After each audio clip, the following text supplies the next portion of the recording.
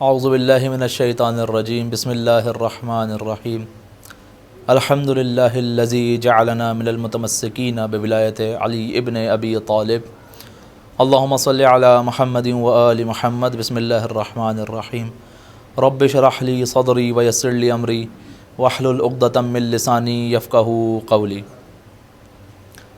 اب تمام حضرات کی خدمت میں سب سے پہلے سلام عرض ہے، اور جس موضوع کے تحت گفتگو کرنا قرار پایا ہے وہ ایک ایسا موضوع ہے کہ اگر جسے وقت کی ضرورت کا سب سے زیادہ اہم موضوع قرار دیا جائے تو وہ غلط نہیں ہوگا، اور وہ موضوع ایسا موضوع کہ جس کے بارے میں آج ہر والدین پریشان، ہر والدین کے مختلف سوالات ہمیں دنیا بھر سے موصول ہوتے ہیں، وہ موضوع ہے اولاد کی تربیت کا۔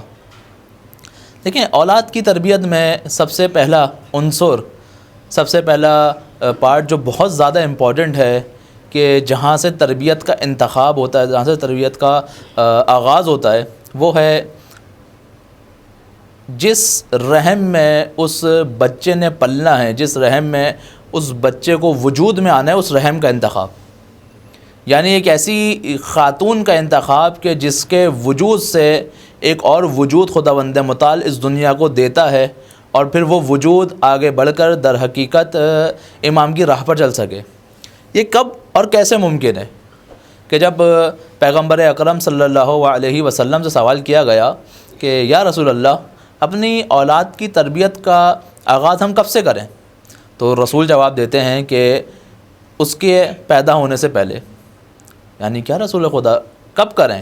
یعنی فرماتے ہیں کہ اپنی تربیت کرنا شروع کرو، تم دیکھو گے تمہاری اولاد کی تربیت ہو جائے گی۔ اور اس کے لیے سب سے اہم کیا ہے؟ ایک ایسی خاتون کا انتخاب کہ جو آنے والی نسلوں کی تربیت کر سکے۔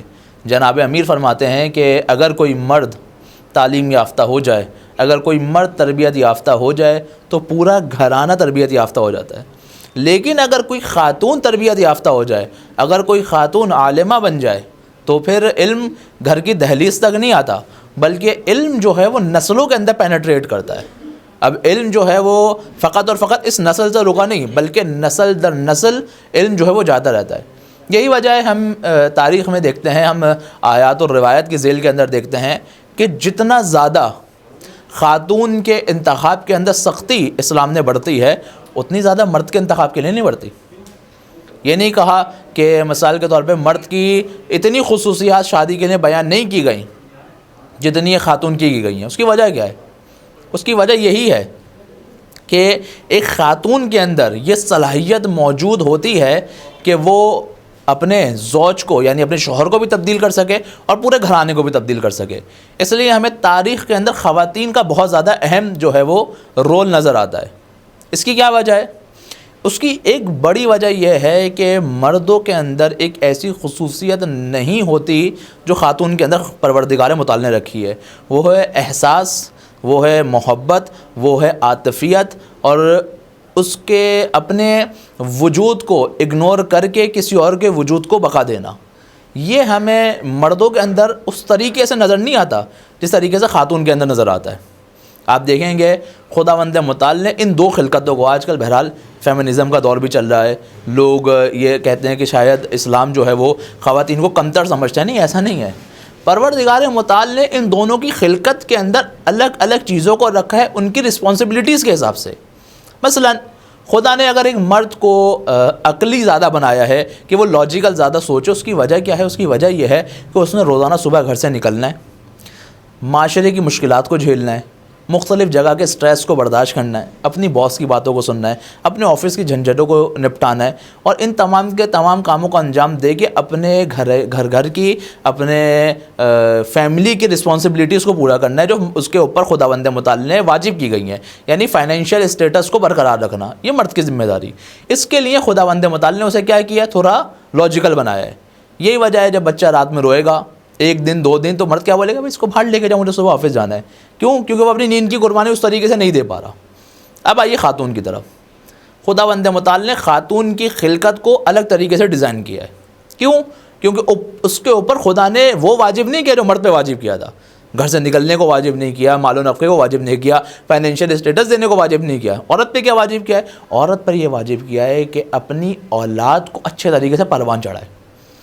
اب اس کے لیے خاتون کو کس چیز کی ضرورت ہے؟ محبت کی, احساس کی, عاطفیت کی, جب بھی صنف نازک کہا جاتا ہے. یہی وجہ ہے کہ ہم دیکھتے ہیں کہ جس طریقے سے قربانی ماں دے سکتی ہے اس طریقے سے باپ نہیں دے سکتا. اب وہ کبھی نظر نہیں آئے گا کہ باپ اکتاہٹ سے کہہ دے اس کو باہر لے کے جائے کہ ماں یہ ایک کام کہہ رہی ہو, ماں کہہ رہی ہے کہ نہیں اب میں اس کو نہیں مسئلہ کر, میں نہیں سلا رہی, بہت دیر سے تنگ کر رہا ہے. یہ چیز ہمیں نظر نہیں آتی. اگر کبھی بہت زیادہ تنگ کرنے پر کہہ بھی دے گی تو اس کی مراد یہ نہیں ہوتی, بلکہ در حقیقت ایک چڑچڑاپن ہوتا ہے جو بہت جلد دور ہو جاتا ہے. کیوں ہے یہ؟ کیونکہ خدا نے اس کی خلقت کے اندر رکھا ہے. تو یہ جو ڈفرینس خداوند متعال مرد اور عورت کی خلقت کے اندر رکھا ہے یہ ان کے کمتر اور برتر ہونے کی دلیل نہیں ہے. یہ کس چیز کی دلیل ہے؟ دونوں کا ہدف خدا تک پہنچنا ہے. خدا نے دونوں کے راستے الگ بیان کیے کہ تم مال و نفع دے کے مجھ تک پہنچو گے, عورت سے کہا تم بچوں کی تربیت کر کے مجھ تک پہنچو گی, لیکن پہنچنا خدا تک ہی ہے. دونوں کو ویلیوز کے اندر دونوں میں کوئی ڈفرینس نہیں ہے, قدر و منزلت کے اندر دونوں کے اندر کوئی ڈفرینس نہیں ہے, اعلیٰ منازل تک پہنچنے میں دونوں کے اندر کوئی ڈفرینس نہیں ہے, الہی راستے میں آگے بڑھنے میں دونوں کے اندر کوئی بھی ڈفرینس پایا نہیں جاتا. کوئی ڈفرینس نہیں. ڈفرینس کہاں پر ہے؟ ڈفرینس ان کے خلقت کے اندر کی ہے, کیونکہ رسپانسبلٹیز کے اندر ڈفرینس ہے. اگر رسپانسبلٹی الگ ہے تو ظاہر سی بات ہے خصوصیات بھی الگ ہونی چاہیے. یہی وجہ مردوں کی الگ خصوصیت, خواتین کی الگ خصوصیت. اب یہ خواتین کی الگ خصوصیت ہے تو ایسی خاتون کا انتخاب کرنا اگر چاہتے ہو اپنی اولاد کو, اگر یہ سمجھتے ہو کہ اپنی اولاد کو امام کا سپاہی بنانا ہے, امام کے اس گروہ کے اندر شامل کرنا ہے, تو در حقیقت ہمارے اصل ہدف ہے, ہماری خلقت کا ہدف ہے, تو اس کے لیے پھر ایسی خاتون کا انتخاب کرنا پڑے گا کہ جو خود اس امام کے راستے پر چلنے والی ہو. ایسا نہیں ہو سکتا کہ اگر خاتون مادی فکر رکھنے والی ہو تو وہ اپنی اولاد کو وہ احساس اور محبت کے ذریعے سے امام کے راستے پر لے کر جائے گی. نہیں, یہ ممکن نہیں ہے. اگر خاتون باحجاب نہ ہو تو وہ اپنی بیٹی کو حجاب نہیں کروا سکتی. اگر خاتون پڑھی لکھی نہ ہو تو اپنی اولاد کو اس طریقے سے نہیں پڑھا سکتی. اگر خاتون باکردار نہ ہو تو اپنی اولاد کو باکردار نہیں بنا سکتی, کیونکہ انسان کے پاس جو ہوتا ہے وہی آگے ٹرانسفر کرتا ہے. تو ایسی خاتون کا انتخاب جو اولاد کے اندر در حقیقت ان تمام کی تمام خصوصیات کو لا سکے جو در حقیقت امام زمانہ کی سپاہی کے اندر ہونی چاہیے. اور اگر یہ صفات ہم چاہتے ہیں کہ کسی شخصیت کے اندر آئے, ہم چاہتے ہیں ہماری اولاد کے اندر آئے, ہم چاہتے ہیں ہماری نسلوں کے اندر آئے, تو بس ہمیں ایسی خاتون کا انتخاب کرنا پڑے گا کہ جس کے وجود کے اندر یہ خصوصیات موجود ہوں. اور جتنی زیادہ خصوصیات اس کے اندر موجود ہوں گی اتنی ہی زیادہ ہم دیکھیں گے کہ اگلی نسل کے اندر جو ہے وہ جا رہی ہے. تو سب سے پہلا مرحلہ اولاد کی تربیت کا کیا ہے کہ انسان ایسی زوجہ کا انتخاب کرے. اگر خاتون ہے تو ایسے زوج کا, اور اگر مرد ہے تو ایسی زوجہ کا انتخاب کرے کہ وہ جس کے اپنے وجود کے اندر یہ خصوصیات پوشیدہ ہوں. اب میری باتوں سے تاثر نہ جائے کہ فقط اور فقط عورت کا کردار ہوتا ہے, مرد کا کوئی کردار نہیں ہے. نہیں, ایسا نہیں ہے. ہمارے پاس روایت موجود ہے کہ اگر کوئی دیکھنا چاہتا ہے کہ مرد کے اندر کون کون سی خصوصیات پوشیدہ تھیں جو آیا نہیں ہو سکی, وہ اس کی اولاد کو دیکھے. کیونکہ اولاد در حقیقت مرد اگر ایک کوئی فقرہ ہے تو اس فقرے کی تفسیر اس کی اولاد ہے. اگر کوئی خصوصیت ہمیں اولاد کے اندر نظر آ رہی ہوتی ہے اس کی وجہ یہ ہے کہ اس کی جو پشت ہے, اس کی جو روٹس ہیں وہ اس کے والد کے اندر موجود ہیں. تو بس اگر خاتون ہے تو زوج کا انتخاب, شوہر کا انتخاب, اور اگر مرد ہے تو ایسی خاتون کا. لیکن زیادہ ذمہ داری اس خاتون کے اوپر ہے. کیوں؟ کیونکہ خدا نے اس کو ایسی خصوصیت دی ہے. ہم دیکھتے ہیں جناب سیدہ سلام اللہ علیہ اور مولا کائنات کی زندگی کے اندر کہ رسول خدا فرماتے ہیں کہ یا علی اگر فاطمہ نہ ہوتی تمہارا کوئی کف نہیں ہوتا. کف یعنی کیا؟ کف یعنی ایک کمپلیٹ آپ کا پارٹنر جو آپ کے ساتھ سیٹل ہو سکے, ایک ایسا کمپلیٹ پارٹنر کہ جو آپ کے ساتھ ایسی زندگی گزار سکے جو آپ کی اور اس کی خصوصیات مل کر ایک ایسی نسل کو وجود میں لے کر آئیں جیسا کوئی ثانی موجود نہ ہو. جبھی تو ہم دیکھتے ہیں کہ جب جناب امیر اور بی بی خاتون جنت جیسی کوئی خاتون موجود ہوتی ہے جبھی حسنین کریمین جیسی اولاد وجود میں آتی ہے. اور یہ صرف اس دور کی بات نہیں ہے بلکہ آج کے دور کے اندر بھی. مثال کے طور پہ آیت اللہ شہید بہشتی, ان کی سوانح حیات کے اندر ہمیں ملتا ہے کہ ان کی والدہ انہیں اس وقت تک دودھ نہیں پلاتی تھیں جب تک وہ قرآن کی تلاوت نہ کر رہی ہوں. اور پھر یہ جب روال انہوں نے شروع کیا تو اس مرحلے تک کہاں پہنچا کہ شہید بہشتی خود دودھ نہیں پیتے تھے جب تک ان کی والدہ قرآن کی تلاوت نہیں کرتی تھی۔ یہ کیا ہے؟ یہ خاتون کا اولاد کے اندر ان معرف الہی کو اس عمر کے اندر منتقل کرنا جو سب سے زیادہ حساس عمر ہوتی ہے۔ تو بس خلاصہ یہ ہوا ہماری آج کی گفتگو کا کہ اگر کوئی شخص چاہتا ہے کہ اولاد کی تربیت کرے تو اس کا پہلا مرحلہ یہ ہے کہ ایسے زوج کا انتخاب، ایسے پارٹنر کا انتخاب انجام دیا جائے کہ جس کے اندر وہ خصوصیات موجود ہوں کہ جو ایک امام کے سپاہی کے اندر ہونی چاہیے۔